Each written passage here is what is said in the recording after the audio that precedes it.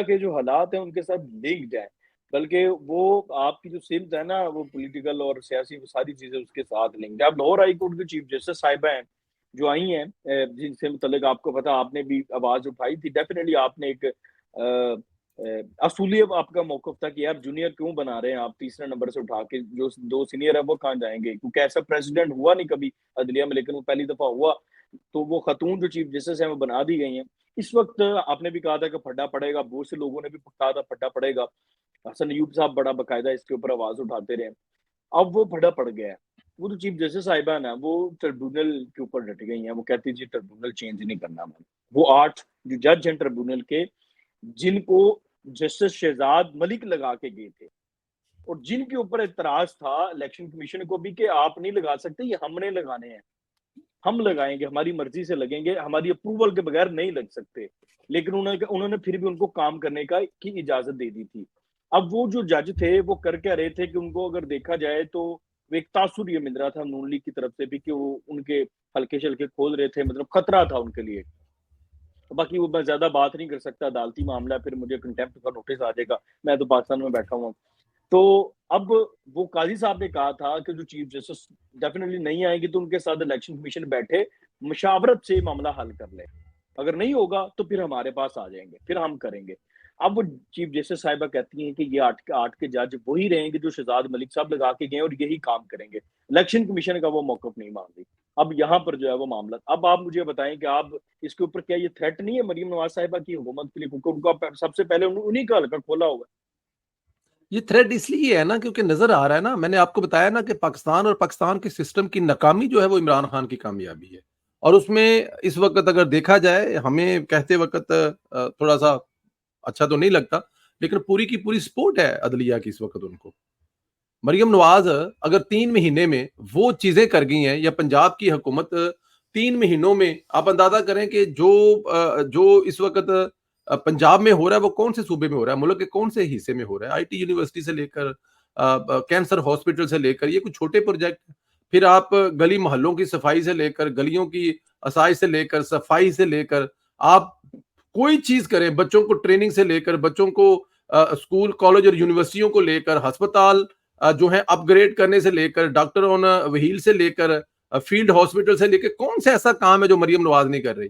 आपके जो ये सस्ते जो बाजार हैं वो आपके ऐप बना रहे हैं और उन ऐप से आपको घर पे सामान डिलीवर किया जाएगा एक मुनासिब प्राइस पर। कहां होता है ये? आप यूरोप में थोड़ी बैठे हुए हैं, पाकिस्तान में बैठे हैं। कौन एतबार करता है जी दाल आ रही हो, दाल चंगी की माड़ी है। लेकिन क्योंकि जब गवर्नमेंट के अंडर होगा तो गवर्नमेंट उसकी जिम्मेदारी लेगी, जब चीनी उसके अंडर है तो चीनी लेके आए तो चीज की जिम्मेदारी। तो ये सारी वो चीजें हैं जिनको नाकाम बनाना है। अब इनको नाकाम बनाने के लिए इमरान खान साहब के पास क्या तरीकाकार है? एक तो तरीकाकार वो जो है जो सोशल मीडिया पे, डिजिटल मीडिया पे करते हैं, लेकिन उससे लोगों की आप सोच नहीं बदल सकेंगे। जब लोगों को एक तरफ आप वर्गलाएंगे और दूसरी तरफ लोगों को लोगों को सहूलतें नजर आ रही होंगी तो फिर क्या होगा? लोग तो सहूलतें वालों को चूज करेंगे। तो मरियम नवाज, अब देखिए पहली बात तो यह है कि जब से ये हुआ है तब से ही मैं और आपको हमेशा पता है इस पे बात करते हैं, ये 2 हल्के, एक मियां मोहम्मद नवाज शरीफ वाला और एक मरियम नवाज वाला, पहले दिन से ही तलवार लटका दी थी। क्यों लटका दी थी? कि जब दिल करे, जैसे दिल करे, हम लोग इनको पकड़कर इनकी जो गिची है वो मरोड़ लेंगे। नवाज शरीफ साहब, मैं एक प्रोग्राम में था, वहां पे एक जस्टिस साहब भी थे, तो वहां पर उन्होंने यही बात, जो दूसरे मेहमान थे अजहर सदीक साहब थे मेरे ख्याल में, तो उन्होंने यही बात की। तो मैंने कहा था यार कभी खुदा का खौफ किया करो, या बल्कि शायद किसी दूसरे प्रोग्राम में था, अगर मैं मिस नहीं कर रहा, तो मैंने कहा कुछ खुदा का खौफ करो। तुम लोगों ने हमेशा नवाज शरीफ के हल्के में बात की कि नवाज शरीफ हार गए थे, वहां पे उनको जिताया गया। तुम लोगों ने नीचे कभी एमपी की बात नहीं करी। क्या उनके जो नीचे एमपी है वो जीते हैं कि हारे हैं? उनको भी जिताया कि वो जीते हैं। और अगर वो जीते हैं तो जो बंदा नवाज शरीफ को वोट डालने आया, क्या वो ऊपर नीचे वोट डाल गया? दोनों एमपी के ऊपर नवाज शरीफ को वोट ही नहीं डाला। इस तरह मरियम नवाज को, क्या मरियम नवाज को जब ये 12, 13, 1500, 2000 लीड से, मतलब वहां पर मैं कहता हूं कि वहां पर मरियम नवाज के साथ ऑलरेडी धांधली हो चुकी है। वहां पर ये हो सकता ही नहीं, एक मतलब ऐसा बंदा जिसकी ना सह, ना को आगे, ना को पीछे, ना कुछ सियासत, ना गल, ना बात। उस तरफ 3 दफा के प्राइम मिनिस्टर की बेटी इलेक्शन लड़ रही है, और मैंने आपके साथ उस हल्के का बकायदा सर्वे किया हुआ है। उस हल्के का सर्वे देखने के बाद लोग कहते थे कि शहबाज शरीफ इस हल्के के लिए, हमने उस हल्के के बाजार गलियां देखी, उस हल्के एक ही लोगों की जुबान पर बात थी कि ये जो हमारी ऑरेंज लाइन है खाली यही नहीं मान है। इस ऑरेंज लाइन की वजह से इस हल्के की किस्मत बदल गई है। हम लोगों ने हाल रोड जाना था, या हम लोगों ने लाहौर में इंटर जाना था शहर, तो हमें तो सोचना पड़ता था। तो आप उसके मुकाबले में, और फिर उसके बाद आपने केस लटका दिया। फिर उसने कहा जी कि आपके फार्म 47, ये फार्म 47 और ये वो, ये सफाए इस बात के कि हमने नहीं चलने देना, हमने नाकाम रहना है, प्रेशर डालना है, क्या होगा, किस तरफ लेके जाएंगे। और आगे जाकर ये जो 8 टर्मिनल बनने जा रहे हैं, ये को अगर हल्की फुल्की शरारत करते हैं तो आप देख ले मुल्क में तो अदम इस्तेहकाम आएगा। अभी भी नहीं है इस्तेहकाम सियासी, लेकिन इस पे मजीद अदम इस्तेहकाम आएगा। और अदम इस्तेहकाम का फायदा किसको है, फिर वहीं पे लेके आऊंगा कि नवाज शरीफ साहब होते और उन्होंने, चलो उनका जो दौर था 2013 वाला, वो तगड़ा सियासतदान था, वो इन तमाम अदम इस्तेहकामों के बावजूद मुल्क को कहीं से कहीं ले गया था। लेकिन अभी अगर ये अदम इस्तेहकाम आएगा तो आप ये बात आप लिख लें किसी जगह पे, वो जिसे खाना जंगी कहते हैं ना, पता नहीं हम किस तरफ जा रहे हैं, पता नहीं हम क्या करने जा रहे हैं। अभी अगर आप लोग मरियम नवाज, भाई मुझे एक बात तो बताएं, चले आप मुझे ये बता दें, अगर मरियम नवाज नहीं है, शहबाज शरीफ है, तो फिर है कौन? कौन इस हाँ, काबिल है जो इस मुल्क को आगे लेके जाता है? इनकी जगह पे कौन और डिलीवर कर सकता है? अगर ये नहीं है तो है कौन, बताएं। क्या उस्मान बुजदार देना है वापस पंजाब को आपने? नहीं, आप आपके जहन सुना में है क्या कि है? सरम जावेद को वजीर आला का उम्मीदवार बनाया? मैं I will not talk about her sir. नहीं, ये देखें, उनके सीरियस हल्के में बात चल रही है। बहरहाल बात ये, अभी आपने बात की serious, on very serious note, कि आज मरीम नवाज का जो लहजा था ना, उन्हें ये भनक पड़ी है, उन्हें ये फील हुआ है कि ये सिर्फ वफाक की तरफ इनकी नजरें नहीं है, इनकी नजरें पंजाब की तरफ से भी, क्योंकि इन्हें असल थ्रेट पंजाब से है ना बोझ। पंजाब ने परफॉर्म करना है तो मुस्लिम लीग नून का अगला इलेक्शन बनना है, और पंजाब परफॉर्म कर रहा था। पंजाब तो 120 की स्पीड से परफॉर्म कर रहा था, और पंजाब में जो स्पीड मरियम नवाज की थी वो तो रिकॉर्ड, मतलब हर दिन 2-3 मंसूबे, कम से कम एक मंसूबा तो हर दिन वो लॉन्च कर रही होती। ऐसा मैंने तो पाकिस्तान की तारीख में, पंजाब की तारीख में खासतौर पर नहीं देखा। तमाम सूबे सुबह से पहले भी पंजाब आगे रहा है शहबाज शरीफ की क्यादत में। तो ये चीजें मेरे ख्याल से जो है ना, वो मरियम नवाज को पता चला है। तो फिर आज उनका जो मिजाज था जजों के हवाले से, वो यही था, उन्होंने कश्तियां जलाई हैं, और वो उन्हें पता है कि वो कंटेम्प्ट भी लगा सकते हैं मरियम पर, उनको नहल भी कर सकते हैं, वजारत आला से भी हटा सकते हैं, लेकिन वो बोली हैं क्योंकि उनको पता है अभी अगर नहीं बोला जाएगा तो बहुत देर हो जाएगी। दो की अभी भी बहुत देर हो चुकी है, लेकिन अभी बोलना पड़ेगा। अगर वही नजरें 2018 वाली हैं, पैनमा वाली हैं, वही वही सिलसिला है, आपने किसी और तरीके से अब किसी और कोई स्क्रिप्ट सिर्फ तब्दील किया है, मेन फोकस आपका वही है, तो फिर मुल्क तो ऐसे नहीं चलेगा। तो इसमें मजाहमत तो फिर करनी पड़ेगी। आगे थोड़ा हम चलते हैं। इडहाक जज जो है वो मरियम नवाज के नाज, हवाले से अगर मुझे एक आध मिनट दे दें तो मैं जाहिर उस पर बात करना चाहूंगा। मरियम बीबी ने जो जी आज जी, तकरीर की है, मेरे ख्याल में वो बहुत सारे लोगों की नज़र में बड़ी सख्त तकरीर है। मरियम नवाज को इतना बोल्ड और सख्त तकरीर नहीं करनी चाहिए थी। जजों के बारे में उनको ये नहीं कहना चाहिए था कि फैसले जो हैं वो आइन के मुताबिक होते हैं और आप लोग ज़मीर के मुताबिक अगर कर रहे हैं तो ज़मीर तो आपके बिके हुए हैं, और अगर आपके ज़मीर, तो बड़े सख्त लफ्ज़ थे। नॉर्मल हालात में मेरे ख्याल में ऐसा नहीं होना चाहिए। सूबे के वज़ीर आला को ऐसी ज़ुबान इस्तेमाल नहीं करनी चाहिए अपनी अदलिया के खिलाफ। लेकिन आप ये देखें कि किस नहज पर मामलात पहुंच चुके हैं कि एक जिम्मेदार, जो कि पिछले 4 महीने से जिनके बारे में कहा जा रहा है कि वो बात नहीं कर रही, वो अब इमरान खान या किसी पे तनकीद नहीं कर रही, या अब वो कोई ऐसी वो जो मरियम नवाज हमें नजर आती थी वो नजर नहीं आ रही, कि उनको आज इस सख्त अल्फाज लेने पड़े, ये मैसेज कन्वे करना पड़ा कि अगर आप लोग इस हद तक जाएंगे तो हम भी आगे से खामोश नहीं बैठने होंगे। कि किस नहज पर ये मामलात पहुंच चुके हुए हैं, किस कहां तक ये चीजें जा चुकी हुई हैं। तो इसलिए मरियम नवाज की आज की तकरीर को थोड़ा समझे। मेरे ख्याल में दायरे में बैठे हुए वो जो इमरानदार साहबान हैं, उनकी हम बड़ी इज्जत और एहतराम करते हैं, वो इसको बहुत थोड़े को, इससे पहले कि हर घर से लोग निकले और निकल कर देखें, आप इस मुल्क के अवाम के टैक्स पर जो एंजॉय कर रहे हैं, आप के बच्चों की शादियों पर जो हिंदुस्तान से लहंगे बनकर आ रहे हैं, आपके जो बच्चे दूसरे कंट्रीज में पढ़ रहे हैं, वो ताना ये आप हमेशा सियासतदानों को देते हैं। लेकिन थोड़ा सा ये काले कोटों वालों को ख्याल कर लेना चाहिए कि अल्लाह ताला की जात ने आप लोगों को अपने बाद वो ताकत दी है जो सिर्फ खुदा के पास है।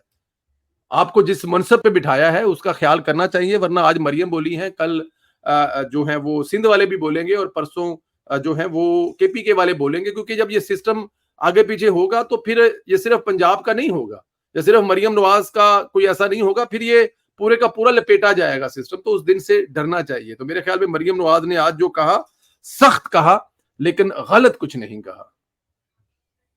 बिल्कुल ठीक है। लेकिन जो सब कुछ टाइम तक मैं भी आपके साथ इस बात पे मुत्फिक था। जब हमारी फ़ोन पे बात हो रही थी, डिस्कस कर रहे थे ना, तो मरियम को अपना कंधा नहीं इस्तेमाल करने देना चाहिए या नहीं, चारा नहीं बनना चाहिए। आप बिल्कुल ठीक कह रहे थे, मैं मुत्फिक था। लेकिन जब थोड़ी-सी सिचुएशन मैंने देखी है ना कि असल नब्ज़ क्या है, ये लाहौर हाई कोर्ट वाला मामला देखा है, फिर मुझे समझ आया कि नहीं, मरियम ने जो उससे पहले या उसका जो रिएक्शन दिया है वो बिल्कुल ठीक दिया है, क्योंकि उसकी गवर्नमेंट पर और उसकी परफॉर्मेंस पर, उसके पॉलिटिकल और गवर्नेंस के फ्यूचर पर डायरेक्ट हमला होने जा रहा है, और वो कर दिया ना, तो डेफिनेटली वो फिर उसको मजामत करनी पड़ रही है। यही काम नवाज शरीफ साहब ने 2018 में नहीं किया था, और निहाल हाशमी जैसों को भी खुडेलाइन लगा दिया था मफाहमत के चक्रों में, तो आपने देख लिया फिर नुकसान क्या हुआ था। और पीटीआई को देखा आपने, उन्होंने गलत होते हुए भी चोई साहब आईनी तौर पर हटाया गया, और ऐसी मजामत की कि आपके सामने है वो पब्लिक में क्या बयानियां बना, और ये तो बेचारे वाकई इनके ये जो इनके साथ ज्यादती होती है, और ये उस पर भी मजामत करके बयानियां नहीं बना पाती। तो इस दफा अगर वो, मेरे ख्याल से, मैं इस हद तक मुझे अब लगता है कि वो ठीक उन्होंने किया इन जजों के साथ जो किया जिन। बहरहाल आगे हम बढ़ते हैं। इलेक्शन कमीशन ने आज जो है वो रिएक्शन दिया है मखसूस नशिस्तों वाले केस पर।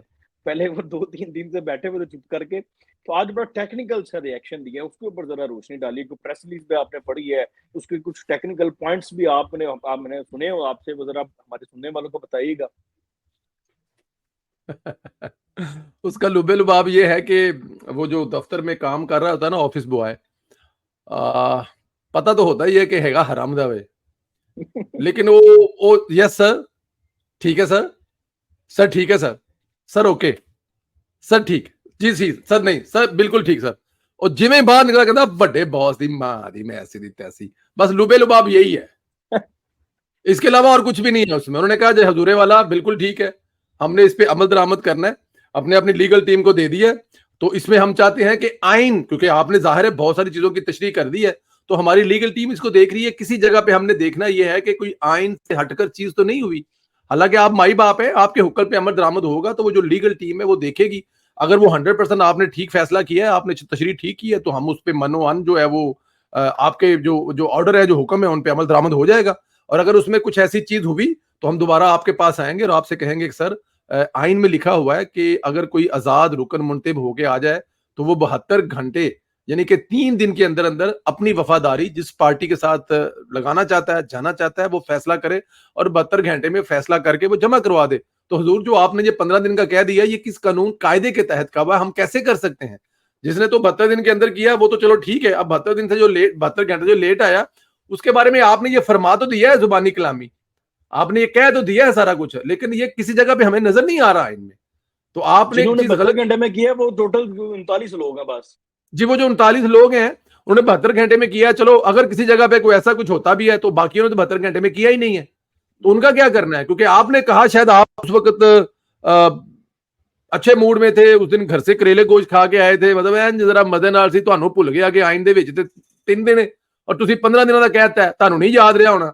ਕੋਈ ਸਟ੍ਰੈਸ ਵੀ ਹੋ ਸਕਦੀ ਹੈ, ਕੋਈ मतलब ਕਿ ਕੁੜੀ ਦਾ ਵੀ ਕੋਈ ਰੋਲਾ ਹੋ ਸਕਦਾ ਹੈ, ਕੋਈ ਮੁੰਡੇ ਦੀ ਵੀ शादी ਦਾ ਵਿਆਹ ਦਾ प्रॉब्लम हो सकता है, कोई मतलब 100 मसले होते हैं, तो वो मतलब नहीं याद रहा उनको। इस तरह कुछ और चीजें भी आगे जाके ये भी बताया जा सकता है कि सर आपने फैसला दिया कि पाकिस्तान तहरीक इंसाफ को देनी है, लेकिन वकील जो है वो सुन्नी इत्तेहाद के लिए लड़ते रहे हैं, शायद आपने सही से केस सुना नहीं है, तो जरा दोबारा इसको देख लें कि ये वो जो जो वकील लड़ते रहे हैं, जो आप बहस मुबासे करते रहे, वो सुन्नी इत्तेहाद को देनी थी, तहरीक इंसाफ को नहीं। और आप शायद गलती में या नींद में थे, या शायद आपकी नींद नहीं पूरी हुई थी, तो आप ऐसा, तो मतलब बहुत सारी चीजें हैं ना। तो मतलब लुबे लुबाब जो मैंने आपको बता दिया कि भाजन ਤੁਹਾਡਾ हुक्म साढ़े हल ते, मतलब तुसी जो कहता असी हाजिर जनाब हो जाएगा, लेकिन होना हुआ कुछ नहीं। अब ये 2 महीने की छुट्टियां भी आ रही हैं, कुछ वकील चले जाएंगे, कुछ जज चले जाएंगे, कुछ इस तरह होगा, वो हो जाएगा। और मेरे ख्याल में ये मिल मिला के जो है ना, वो एंड पे इलेक्शन कमीशन ने अमल दरामद नहीं होना, ये बस मेरा ख्याल है कि ऐसे ही चलता जुलता रहेगा। देखिए, मैं एक और राय भी है इस पे ना। फॉर एग्जाम्पल, जजों का एक मिजाज है बाय द वे ना, वो झिड़क झुड़क के ना, ये हमेशा आपने वो साकिब निसार को भी देखा होगा, उसकी वीडियो भी देखी होगी, वो ना उनका बड़ा मिजाज होता है रोब द्रोब दबा दबा डालने वाला ना। तो वो अगर वो इलेक्शन कमीशन से कह कू के करवा भी लेते हैं फॉर एग्जाम्पल, क्योंकि वो आईनी बॉडी है उनके, वो बेचारे उससे बाहर निकल नहीं पाते, करवा भी लेते हैं, हतमी अमल दरामद जो है ना जो साहब, वो करना है पार्लियामेंट ने, स्पीकर ऑफिस ने करना है। अब जब वो मामला जी स्पीकर ऑफिस के पास जाएगा, वो तो ये सोच के बैठे हुए हैं कि ये तो काबिल अमल ही नहीं है। अब जब स्पीकर ऑफिस यानी कि पार्लियामेंट, वो पार्लियामेंट से करारदाद मंजूर करेंगे, कबीना से मंजूरी लेंगे, वो पूरी प्रोटेक्शन पार्लियामेंट की सेट कर लेंगे, फिर क्या करेंगे जज? ठीक है, तो वो पार्लियामेंट से अमल दरामद नहीं होना, स्पीकर ऑफिस ने डट जाना है। तो बहरहाल ये फैसला बस यही है, वो मरासी और बादशाह के लतीफे वाला ही है। उसने कहा तू मेरे कान खुश करते तो मैं तेरे भी कान खुश करते, ठीक है। बस वही है। तो मैंने आपको यही बात कही है, होना हवाना कुछ नहीं हैगा बस। बहरहाल आगे हमारा आखिरी दो सवाल है मेरे आपसे। इडहाक जज जो हैं वो आज तैनात हो गए हैं, और वैसे तो ये टॉपिक जो है वो क्लोज हो चुका है, इसमें खास इतना है नहीं, लेकिन इसमें जो इंटरेस्टिंग चीज़ है जो मैं डिस्कस करना चाहता हूँ आपसे वो ये है कि जस्टिस मजहर आलम खेल, क्योंकि वो एक तो राय ये थी कि वो माजरत कर चुके हैं, और एक जस्टिस सरदार तारिक मसूद। मजहर आलम खेल ने पहले तो रजामंदी का इजहार किया था, आखिरी वक्त में खबर आई कि उन्होंने माजरत की है, तो इसलिए सुप्रीम जुडिशल काउंसिल ने ये दोनों नाम अप्रूव कर दिए हैं, इनकी मंजूरी जी हो गई है। अच्छा, अब सरदार तारिक मसूद भी वापस आ गए, काजी साहब के पुराने दोस्त, और ये वो जज है जो मिलिट्री कोर्ट को भी इजाजत दे चुके थे कि आप करें ट्रायल, जरा नप के रखो काम, सिर्फ फैसला नहीं सुनाना, बाकी सारा कुछ करना है। तो पीटीआई को वो दुखते हैं। दूसरा, मजहर आलम खेल साहब भी जरा वो अच्छे जज हैं। अच्छा, बात ये है कि ये जब फैसला हो रहा था ना, इस फैसले में जो जस्टिस सरदार तारिक मसूद है ना, उनके हक में 9 में से 8 वोट आए हैं। अब जो एक मुनीब वोट अख्तर कम साहब। हुआ है ना, वो मुनीब अख्तर साहब का है। वो शुरू से उनकी लड़ाई छड़ाई पहले भी चलती रहती थी। वो पुराना मामला है। एक तो ये है डिस्कस करने वाला पॉइंट। दूसरा, अब देखना ये है कि क्या इन जजों के आने से क्या आपको लगता है कोई फर्क पड़ेगा सुप्रीम कोर्ट में ईमानदारों का, जो एक बात की जाती है उनकी? अली साहब, डेफिनेट फर्क तो पड़ेगा ना। मतलब देखें, अब यहाँ पर मामला जो है वो अगर ये हो गया हुआ है कि ज्यादा जिस तरफ है वही जीतेगा, तो फिर डेफिनेट बड़ी ही लाजमी है ये काम। ऐसा तो नहीं हो सकता ना कि आप अगर फर्ज किया कि एक इत्तेहाद बन गया है इस हुकूमत के खिलाफ, इस स्टेट के खिलाफ, मैं तो कहता हूँ इस फौज के खिलाफ, इस स्टैब्लिशमेंट के खिलाफ, तो आप इतनी आसानी से तो नहीं हो सकता कि वो जो कहते जाएंगे वो आप करते जाएंगे। तो कल कह देंगे छठो इमरान खान ले आओ थे, और जैसे ही इमरान खान अदालत में आए तो वो कहें गुड टू सी यू। ऐसा तो नहीं होने दिया जाएगा ना सर। अब गुड टू सी यू दोबारा तो, अगर आपने गुड टू सी यू को दोबारा रोकना है तो फिर आपको ऐसा किया जाएगा। और अब जो मूड नजर आ रहा है, ये देखें, हम सोच रहे थे कि शायद जो काजी साहब के बाद आएंगे वो काफी हद तक बड़े असूल पसंद हैं, काफी हद तक बड़ा उनका बड़ा नाम है, बड़े प्योर किस्म के वकील और बड़े प्योर किस्म के जज हैं, लेकिन यहाँ पर तो मामला कुछ और ही नजर आ रहा है। ठीक है ना। तो इसको अगर अगर इसको रोकना तो पड़ेगा। अगर आप नहीं रोकेंगे इन दो के, अगर ये दो आने से भी ये मामला नहीं रुकेगा, तो फिर तो तबाही की तरफ जा रहे हैं ना आप। फिर आपको शायद पीसीओ जजों की तरफ जाना पड़ेगा। फिर ये उसके अलावा फिर और क्या हल हो सकेगा? कुछ न तो, लेकिन इससे पहले कि हम इमरजेंसी लगे और आप पीसीओ जजों की तरफ जाएं या कुछ ऐसे मामलात हों, तो बिल्कुल फर्क पड़ेगा। ये दोनों जब जज आएंगे, और दोनों जज जो हैं काजी साहब के जाने के बाद भी इनका इनका एक रोल रहेगा, और वो रोल जो है आपको आने वाले दिनों में तबाही से बचाएगा। वरना मैं तो बड़ा श्योर हूं कि ये जो इमरान खान पर जितने भी केस है ना, वो पता है किसी दौर में इमरान खान साहब पर ये दिया करते थे, इनकी जमानतें दिया करते थे कि जो केस अभी तक नहीं बना, वो अक्सर नहीं कहते, प्रोटेक्टिव बेल। अक्सर वो एक, आपको एक याद है हमने एक सर्वे किया था जिसमें एक नबीना बच्चा था। वो हाँ जी, हाँ नबीना जी, हाँ जी, बच्चा हाँ ने एक जी। बड़ी तरीके ने कहा तुम ही 10,000, तुम ही 6 लाख का मकरूज है, और तेरा जमन वाला भी 3 लाख का मकरूज है। तो यहाँ पर जो है ना जी, वो मतलब इसी किस्म का कोई मामला है। तो इसको इसको रोकने के लिए, इसको इसको करने के लिए तो जनाब ये करना पड़ेगा। वरना उनका क्या पता है उनका कि वो इमरान खान साहब के बारे में कोई ऐसा हुक्म सादर कर दे कि आज तक जो जितने केस हैं तो इमरान खान उसमें से बरी हो गए हैं, अगले 5 साल इमरान खान पर जितने केस बनेंगे उसमें वो भी बरी हैं। मतलब वो किसी को पकड़े, लटका दे, फड़का दे, कुछ भी कर ले, तो ये नहीं हो सकता ना। देखें मामला आइन का आ गया वाली साहब। यहाँ पर तो आइन को बुलडोज किया जा रहा है, आइन को रद्दी की टोकरी में फेंका जा रहा है, आइन को रीराइट किया जा रहा है। ये किसी भी तरह से ना काबिल बर्दाश्त है। आप इसको कैसे बर्दाश्त कर सकते हैं? कोई रद्दी मिलदी गल हो तो बर्दाश्त हो जाती है। ये तो बिल्कुल ही मतलब कि आइन से हटकर कोई, मतलब देखे ना, अभी एक छोटी सी चीज है, 3 दिन में आपने मतलब अपनी जो वफादारी है वो एक पार्टी के साथ करनी, तो 15 दिन दे दिए यार। ये किस आइन में लिखा हुआ है? अब आप तो वो जो एक, मैं वो इस दिन जस्टिस साहब को कहते हैं कि आइन में जजों के पास इतनी सी मतलब कि वो होती है हल्की सी, तो उस हल्की में से आपने भुट्टो साहब को फांसी लगा दिया, उस हल्की में से आपने बेनजीर को जेलों में फेंक दिया, उस हल्की में से आपने नवाज शरीफ को 3 दफा इख्तियार से बाहर निकाल के फेंका, नहीं होती। उसी में अरे उस आपने लड़की उसी, में से किसी की जिंदगी मौत का फैसला थोड़ी होता है। वो ये जो तो बंदा पुलिस पेश करता है वही वो तो मैं इंसाफ अर्ज करके कर रहा हूँ ना। आती है। उस हल्की से में उस हल्के में से आपने मतलब ये सारी चीजें कर ली, तो उस हल्के को आप ढीला नहीं छोड़ सकते। तो उसके लिए ये जो स्टेप लिया गया है एडहॉक जजों का, ये जो बाकी 4 हैं, 2 हैं, इनमें भी 2 बाकी लाने चाहिए, कुछ दूसरे जज देखने चाहिए जो आपके जो आपको लगता है कि वो इस मुल्क के लिए खड़े हो सकते हैं, इस मुल्क के लिए चाहते, तो उनको लाना चाहिए, 2 के बजाय 6 लाने चाहिए।